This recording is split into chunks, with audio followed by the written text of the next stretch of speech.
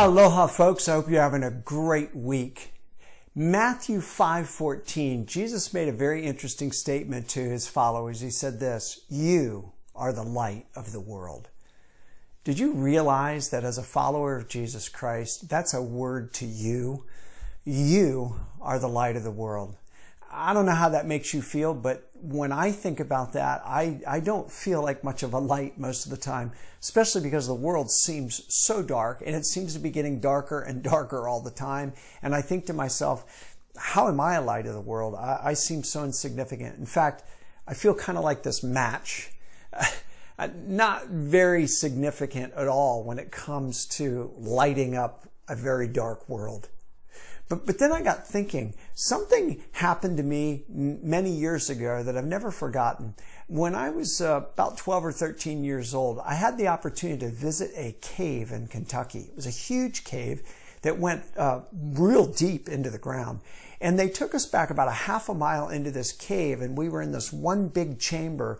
And the person that was leading us on this little expedition decided, hey, let's turn off all the lights.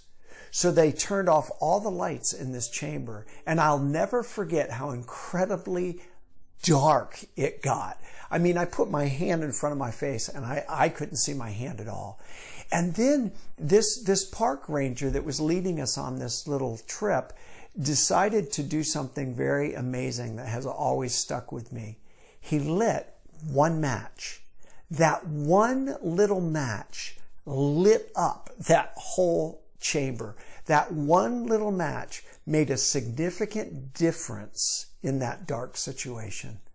See, folks, you and I may feel insignificant as far as being lights for Jesus at times in this dark world, but the reality is, our light can do a lot more than we think it can in this dark world.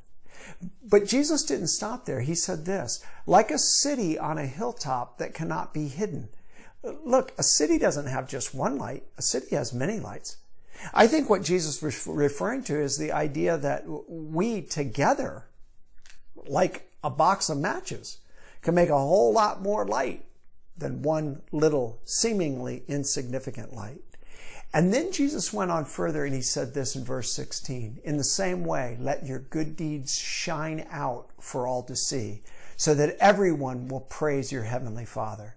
See, when you and I shine as individuals and as the church, people can see God in what we do. People can see God shining through us. And that's exactly what we should want for our lives. Speaking of shining, this Friday is Fall Fest. We're going to have an opportunity to feed 500 people. And so we need everyone's help. If you signed up, we're asking you to be here to help serve in your particular area between 5 and 5:30. The event starts at 6:30, so we want to make sure that we're in place, ready to go, understand what our jobs are in each of those areas. And then we're going to be praying that the love of Jesus just shines through as people pull onto the property and pick up their Thanksgiving-style meal. So be here, have your team gear on, wear your mask, be ready to go, because we are going to shine this Friday evening from 6:30 to 8 for Fall Fest. Hey, as we close out our time together, let me remind you of our theme verse, Romans 12:12. Rejoice in our confident hope. Be patient in trouble and keep on praying. May God bless you as you go through the rest of your week. Hope to see you on Friday at Fall Fest.